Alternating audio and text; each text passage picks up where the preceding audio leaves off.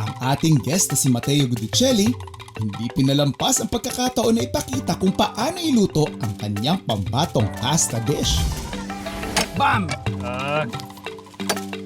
So, yeah.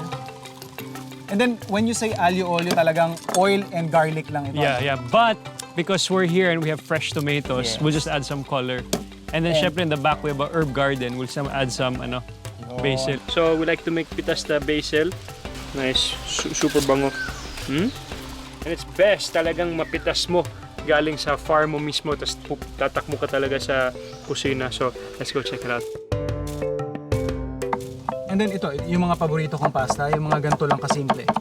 As in yung na madaling gawin, flavors niya hindi over the top, di ba? So, Okay. we put in our garlic.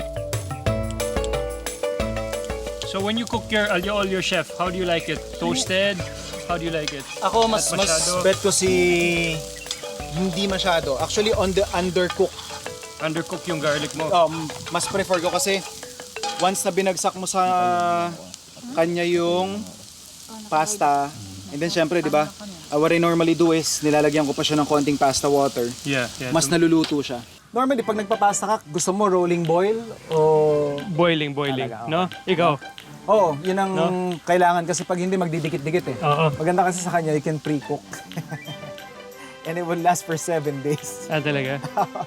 Sikreto ng mga hotels. Oo nga. Pero sin yan sa Italiano. Oo naman, oo. Oo. Magagalit si Lolo. You don't do that talaga. Okay na yan? Oh, pwede na yan? Okay. No? Yeah. Tapos ako, oo. Yes. Yan yung maganda pag kahoy ka, you have control lalong-lalo na pag gusto mong bombahin, oo. Palakasin pa yung apoy. So you have that capability. Pag sa bahay kasi, wala eh. May maximum lang siya eh. Yun nga lang, of course, pagkatapos mo dito, may uso ka na. Okay lang yan. Oo. Ayos, tikman natin, bro. Okay? So you prefer it al dente talaga? Yeah. Kasi alam mo naman sa Pinoy, Yeah, soft, no? we want it lasog-lasog talaga. So mga ilang minutes pa? Kulang pa? Kulang pa. Mga 5. Yeah? 4 5. Oo. Ito brother, okay na to, no? Yeah, let's tong it, bro. Lalagay na natin? Yeah. Okay. So, a minute or 2 minutes before Yeah, al bro. dente, no? Perfect. Sayang kasi pag na-miss mo yung al dente stage eh, or yung consistency na hinahanap mo. Tama, bro. Hindi ko mo natatapon brother kasi Yeah. baka kailangan mo ng pasta water. Yeah. Looks good naman. Okay. Okay. May plato tayo. Kasha lahat. Yeah. Kasha yan. And then we put some basil on top, bro. Me, I like to open it up para you get the, bro. Okay, no? okay. You get the nice, Kasi kadalasan, when you chop it up sa board, doon napupunta sa board yung lasa. yung lasa, no? Alright.